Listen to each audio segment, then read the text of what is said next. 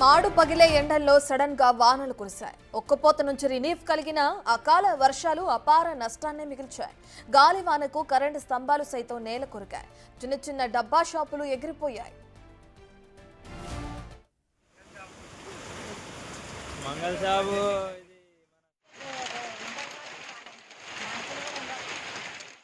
మెదక్ జిల్లాలో పలు వాహనాలు కూడా ధ్వంసమయ్యాయి. మెదక్ టౌన్లో ఓ ఇంటిపై పిడుగు పడినట్లు చెప్తున్నారు.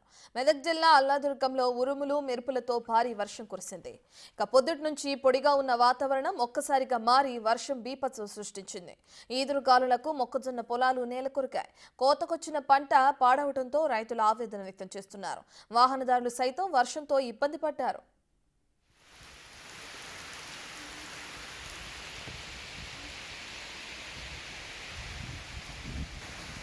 జగిత్యాల జిల్లా కొడిమ్యాల మండలంలో భారీ వర్షం కురిసింది.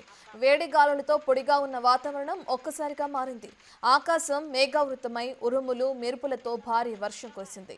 ఈదురు గాలులకు మామిడికాయలు రాలుతాయని, చేతికందిన పంట ఆగమవుతుందని రైతులు ఆవేదన వ్యక్తం చేస్తున్నారు.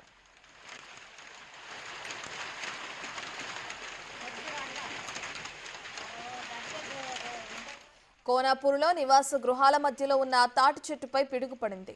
మంటలు చెలరేగడంతో ఏ వైపునకు పడుతుందోనని ప్రజలు భయభ్రాంతులకు గురయ్యారు. భారీ వర్షం కారణంగా తాటి చెట్టుపైన మంటలు చల్లారడంతో జనమంతా ఒక్కసారిగా ఊపిరి పీల్చుకున్నారు.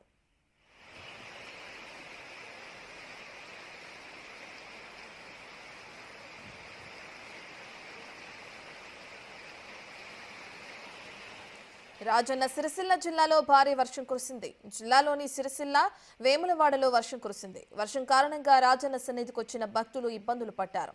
ఇక అలాగే చందుర్తి, రుద్రంగి, కోనరావుపేట మండలాల్లో కూడా పలుచోట్ల వాన పడింది. మార్చి తొలి రోజుల నుంచే పారుడి ప్రతాపం చూపిస్తున్నాడు. జిల్లాలో 38 డిగ్రీల వరకు ఉష్ణోగ్రత నమోదవుతుంది. అయితే ఇప్పుడు వర్షం పడడంతో ప్రజలకు ఉపశమనం కలిగింది. ఒక్కసారిగా వాతావరణం చల్లబడడంతో స్థానికులు ఊపిరి పీల్చుకున్నారు. ఇక ఇవాళ ఉదయం నుంచే జిల్లాలో వాతావరణం చల్లబడింది. పలుచోట్ల ఈదురుగాలులతో కూడిన వర్షం కురిసింది.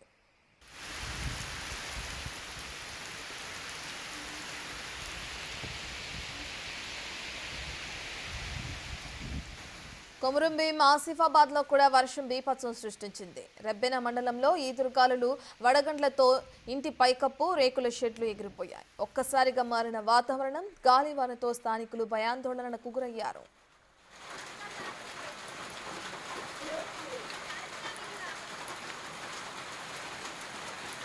ఇక పెద్దపల్లి జిల్లాలో కూడా భారీ వర్షం కురిసింది. పలు గ్రామాలలో ఈదురుగాలులు బీభత్సం సృష్టించాయి. నిట్టూరు గ్రామంలో రాళ్లతో వర్షం కురిసింది.